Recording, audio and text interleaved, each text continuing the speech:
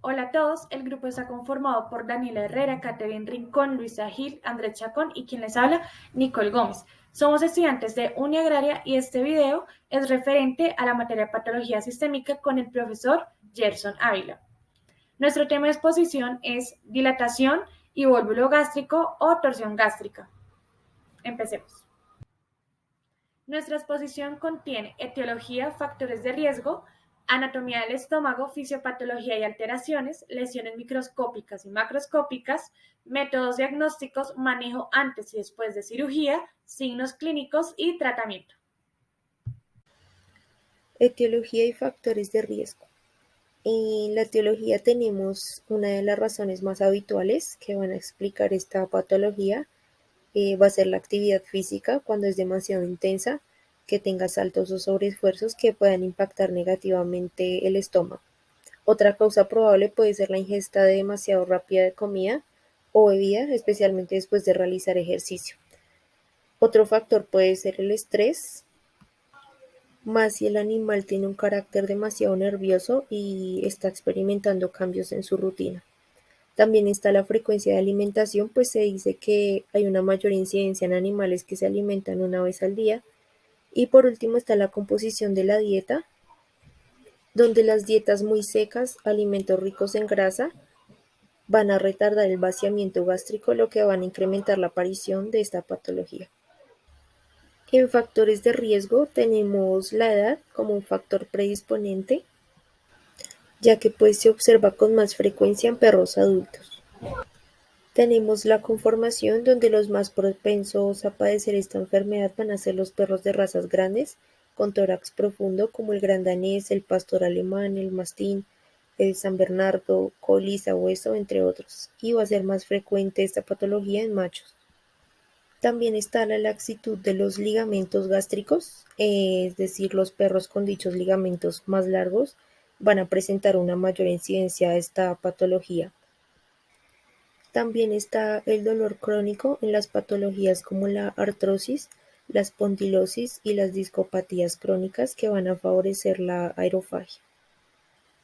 Y por último, la gastritis, ya sea crónica o aguda, que pues va a favorecer una ingesta rápida de agua y de alimento, y también van a favorecer la aerofagia.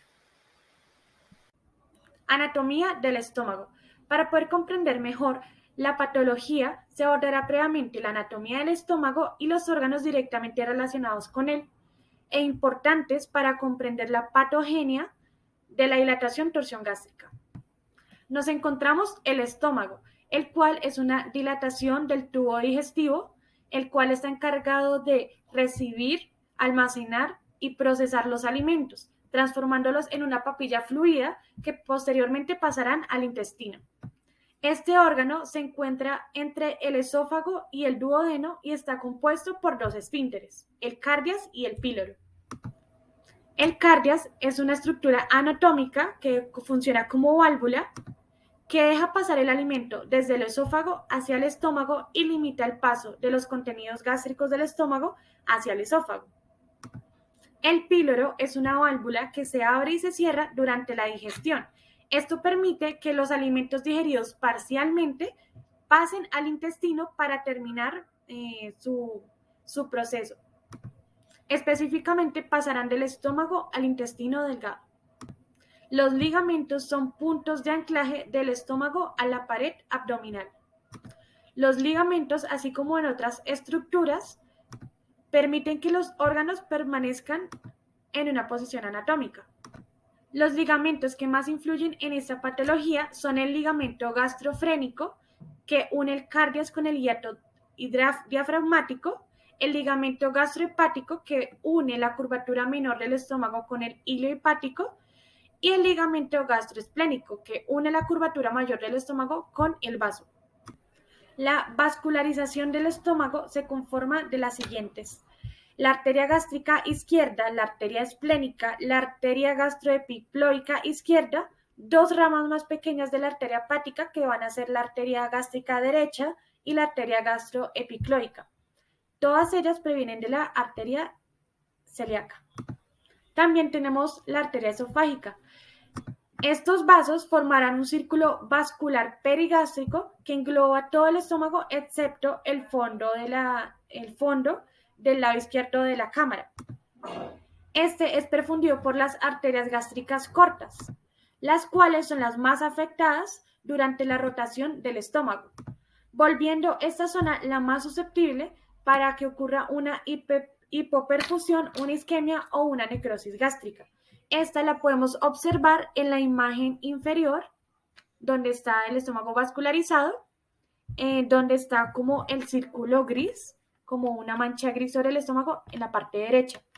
Esa va a ser el fondo del lado izquierdo del estómago, de la cámara, que no va a estar tan perfundida, no va a tener tantos vasos, y al momento de la rotación es la que se va a ver más afectada. Las venas del estómago desembocan en la vena porta. En las venas tenemos la vena gástrica izquierda y la vena esofágica. El encargado de la inervación del estómago, muy importante, es el nervio vago, el cual va a estimular la secreción gástrica y el tronco simpático.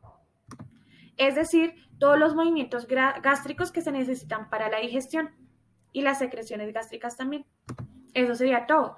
En las imágenes podemos observar la anatomía que les mencioné. En el cuadro amarillo es el cardias, es la región cardial. Aquí podemos encontrar más arriba el esófago. También en la parte izquierda, en el cuadro verde, encontramos el píloro. Esta sería la región pilórica, la cual está dividida en dos. En el canal pilórico, que es la parte más estrecha del píloro, y en el antro pilórico, que esa sería la parte más ancha. Posterior al píloro encontramos el duodeno, que ya como les había mencionado, el píloro va a ser la válvula para que el alimento digerido parcialmente pase al duodeno.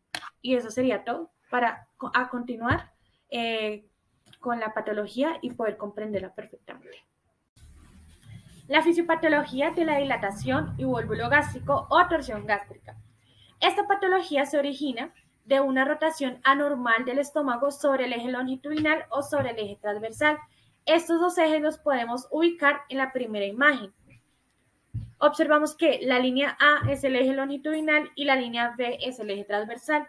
En la especie canina es de mayor presentación, es más común la rotación sobre el eje transversal. La rotación sobre el eje longitudinal no es tan frecuente, pero es de mayor presentación en el hombre. La rotación puede ir desde unos 180 grados hasta unos 270 grados. En casos graves puede presentarse una rotación de hasta 360 grados en sentido de las agujas del reloj. A continuación comprenderemos la fisiopatología de la rotación sobre el eje transversal. Se presenta un desplazamiento del píloro y del duodeno proximal hacia ventral y posteriormente hacia craneal. Esto va a ocurrir cambiando la posición del píloro de ventral y en el lado derecho hacia una localización dorsal y hacia el lado izquierdo del animal. Esto lo podemos observar en la fase 3 y 4 de la segunda imagen. Podemos observar cómo el píloro junto al duodeno está abrazando el estómago, roto completamente, y que de alguna manera también está oprimiendo el otro esfínter, que es el cardias. De esta manera se está causando una oclusión de ambos esfínteres. Esto se debe a la nueva postura y posición que adoptó el estómago. Entonces vamos a tener la oclusión de los esfínteres, que es como el cierre o el estrechamiento de su luz. Esto va a impedir la salida de gas y de contenido. Por lo tanto, se va a presentar un estancamiento estomacal. Debido a la fermentación de bacterias, se va a producir aún más gas. Y como no hay salida, no hay luz para poder evacuar estos gases, se va a presentar una distensión estomacal. Va a empezar a crecer el estómago, a crecer y a crecer. En la fase 4 de la segunda imagen ya podemos observar que hay un cambio de color, lo que significa que puede ser una hipoxia o una isquemia, debido a que el píloro y el duodeno están doblados, hay una obstrucción sanguínea debido al plegamiento del estómago. Esto lo explicaremos más adelante. Por ahora seguimos con la fisiopatología de la rotación sobre el eje longitudinal. En esta imagen podemos observar la rotación del estómago sobre su eje longitudinal. En la fase 1 y 2 se ve cómo el píloro se desplaza caudal a dorsal manteniéndose al lado izquierdo. En la fase 3 el fundus gástrico se dirige de craneal a ventralmente, situándose en el lado derecho del paciente. En los casos de dilatación de estómago sin torsión, a diferencia de lo que ocurre en la dilatación vulvogástrica, es el exceso de la presión ejercida por el gas acumulado sobre la zona caudal del esófago lo que va a impedir la apertura del cardias y la imposibilidad de realizar un eructo. Aún no está claro si el proceso de dilatación y posteriormente el estómago rota o por el contrario, primero rota y luego se dilata, ya que ambos procesos pueden ocurrir por separado. Alteraciones. El síndrome de dilatación gástrico deriva en diversas consecuencias los sistemas cardiovascular, respiratorio, gastrointestinal, renal y metabólico, que pueden generar complicaciones que comprometan la vida del animal. Alteraciones del sistema cardiovascular. Se presenta un aumento de la presión de la cavidad abdominal que se debe a la dilatación gástrica.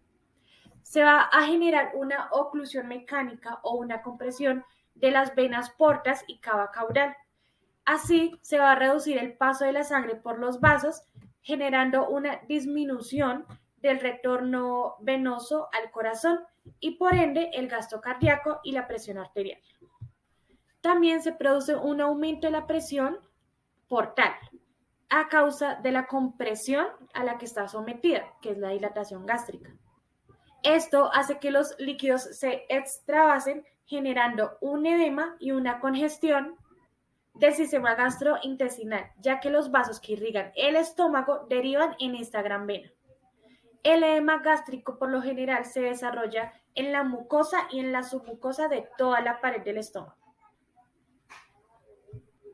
La microcirculación visceral se ve comprometida por la hipertensión portal. Tener en cuenta que esta es la encargada de nutrir a los tejidos. Al reducirse drásticamente el aporte de oxígeno, también se ven comprometidos el sistema digestivo, el páncreas, el vaso y el hígado. El páncreas, al encontrarse en esta situación de hipoxia, libera factores depresores del miocardio, que conjunto con el estado de isquemia y la producción de radicales libres de oxígeno va a provocar una isquemia miocárdica, una reducción de la contractilidad cardíaca y una aparición de las arritmias. De esta manera va a comprometer la función cardíaca. Como compensación de la hipovolemia, del edema y de la congestión en el estómago, las glándulas adrenales van a liberar catecolaminas para compensar con la vasoconstricción. De esta manera van a mantener el flujo de la sangre y su presión. Con esto busca que se bombee más sangre a los órganos esenciales como es el cerebro y los riñones. A su vez, esta sustancia también va a aumentar la frecuencia cardíaca, generando una mayor demanda de oxígeno por parte del miocardio, que ya se ve afectado por la baja oxigenación que le permite la sangre debido a la disminución del volumen vascular. Esta compensación retroalimenta positivamente el gasto cardíaco, la reducción del gasto cardíaco que ya puede desembocar en isquemia e infartos del miocardio debido a que se da lugar a una necrosis y a arritmias. Las arritmias fundamentalmente son ventriculares. Este signo se observa en alrededor del 40% de los perros que presentan esta enfermedad. En conclusión, la taquicardia ventricular es la arritmia que se presenta con mayor disponibilidad en esta enfermedad. También pueden presentarse la fibrilación atrial y la taquicardia supraventricular. En la imagen de la derecha mostramos el electrocardiograma de un paciente con este síndrome. En este electrocardiograma se observa una taquicardia ventricular con ausencia de ondas P, que es característico, y con anchos complejos de QRS. es decir, las arritmias cardíacas o taquicardias ventriculares pueden ser hallazgos clínicos característicos de esta enfermedad. Alteraciones del sistema respiratorio.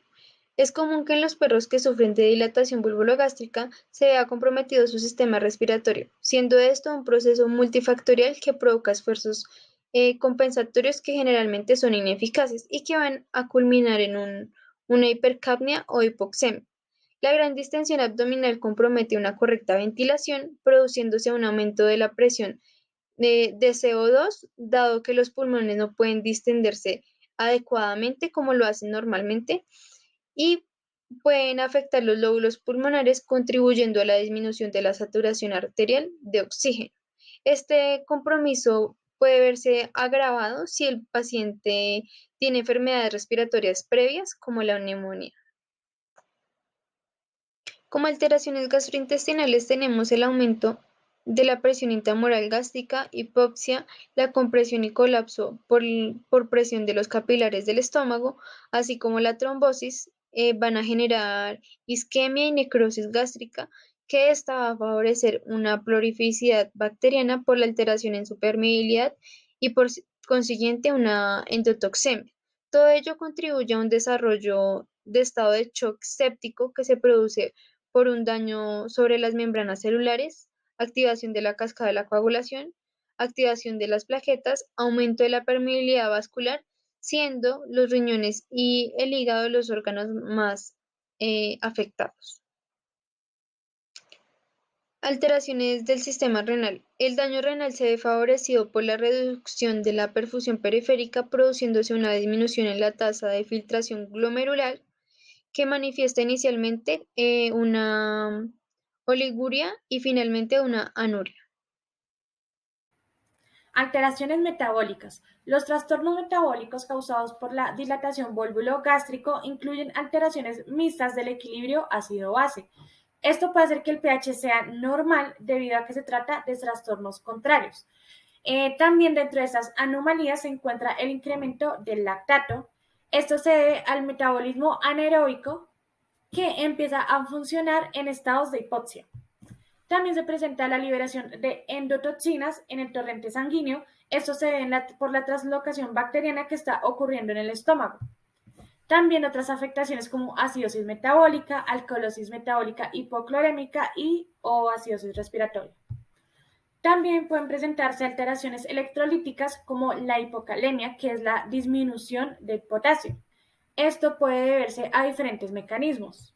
También se observan daños hepáticos por hipoperfusión y la instauración, de una coagulación intravascular diseminada. Según estudios, se revela que el 71% de los animales que padecen esta enfermedad fallecen debido a una sepsis o a una coagulación intravascular diseminada.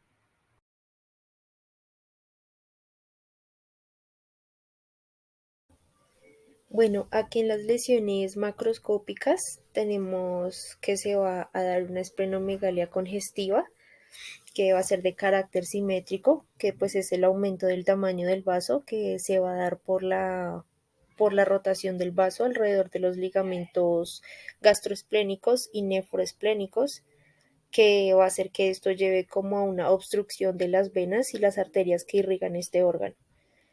También se va a dar una congestión en el miocardio, se va a dar una disminución de la precarga y se va a dar hipoxia por la compresión que ejerce el abdomen sobre el tórax.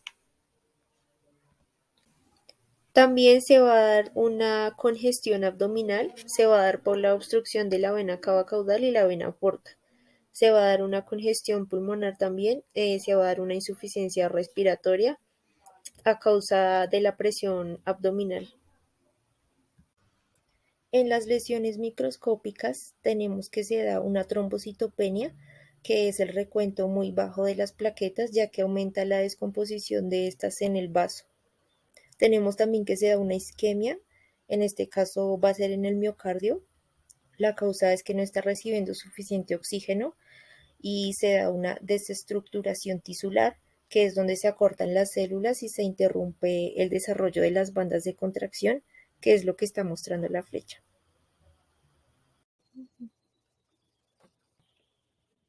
En ese tenemos métodos diagnósticos. El principal de los métodos diagnósticos se encuentran las radiografías. En las radiografías nosotros vamos a realizarlo de cúbito lateral derecho, que es con la forma de poner a nuestros pacientes para obtener una perfecta visualización dentro de la patología, hablando de la patología, de una invertida. Normalmente le dicen brazo de Popeye por sus protuberancias y pues la posición. De esto también se puede visualizar que hay gas atrapado en el píloro mal posicionado, separando así los gases del interior del estómago. Otros métodos diagnósticos complementarios son los laboratorios, que son variables según la hipotensión, por la presencia de la hipotensión, ¿no? El hemograma, que es uno de ellos, está compuesto por leucograma del estrés, que es el conjunto de respuestas de leucocitos generando la presencia de corticoides endógenos y asimismo genera la presentación de estrés en el paciente. Después, dentro de ese también se tiene el hemograma, dentro del hemograma se tiene la trombocitopenia, que es como el cálculo de la presentación de plaquetas dentro de la sangre, que en este momento, en esta sería la disminución de plaquetas. Y este mismo generaría la hemoconcentración, que es el aumento de la población de glóbulos sanguíneos y asimismo el aumento de la viscosidad de la sangre. En la bioquímica se encuentra la hipopotasemia, que es el aumento, es la disminución del potasio. Y también tenemos en la bioquímica la azotemia, que es el aumento de la creatinina y la urea, en consecuencia por la hipotensión. En algunos casos se ha visto de esa forma. También se tiene el aumento de la alanina y la transminasa y la bilirrubina total. También dentro de los laboratorios se tiene la gasometría, que es una forma de calcular el pH, si ha disminuido o ha aumentado. También se tienen las alteraciones de tiempo de coagulación. El manejo preoperatorio, que es algo que nosotros tenemos que manejar, principalmente tener el paciente, que nosotros tenemos que buscar es la estabilización hemodinámica más la descompresión gástrica. Entonces no podemos pasar de una vez al paciente a cirugías o de una vez que nosotros empecemos a remover, ubicar en posición normal el estómago y a corregirle esa torsión. No, nosotros tenemos que buscar porque esto es un síndrome de urgencia clínica, no quirúrgica. Entonces, que tenemos que basarnos principalmente en la estabilización del paciente. Para esta estabilización, en este caso, de esta patología, se tiene la hipotensión, que es conseguir una rápida expansión del volumen intravascular y mantenimiento de este en un tiempo adecuado. Y asimismo, se dará una adecuada hidratación celular. Dentro de eso también se tiene la descompresión gástrica, que se puede hacer de 4 formas diferentes, es según cómo se quiera manejar. Se tiene la de percusión, la percutánea por gastrocéntesis, que es la que más se ve, la sonda orogástrica, la colocación de sonda nasogástrica y la gastrotemia y temporal retrocostal. Esas son las que se pueden utilizar dentro de la descompresión gástrica según sea el uso, como cada médico veterinario tenga como su mayor posición, pues manejo dentro de estos. También se tiene la oxigenoterapia, la analgesia multimodal. Las arritmias cardíacas son como algo específico de esta patología porque se puede presentar muchísimo. En la mayoría de los casos se busca la corrección desde el desequilibrio de ácidos bases, electrolitos y presión sanguínea. Dentro de estos es cómo resolver ese tipo de arritmias dentro del 42% de los casos, porque normalmente se presenta muchísimo. Uno ve esta patología y uno tiene que tener presente que hay arritmias cardíacas y se tiene que buscar un equilibrio o una estabilización de estas. Una de las más comunes son las taquicardias ventriculares. También tiene la antiobioterapia perioperatoria de amplio espectro y el uso amplio de antiinflamatorios antes de pasar a la cirugía. Ya pasa la cirugía, después de eso se tiene que hacer un manejo postquirúrgico. Después de la cirugía nosotros tenemos que buscar unos cuidados intensivos para buscar una supervivencia del paciente.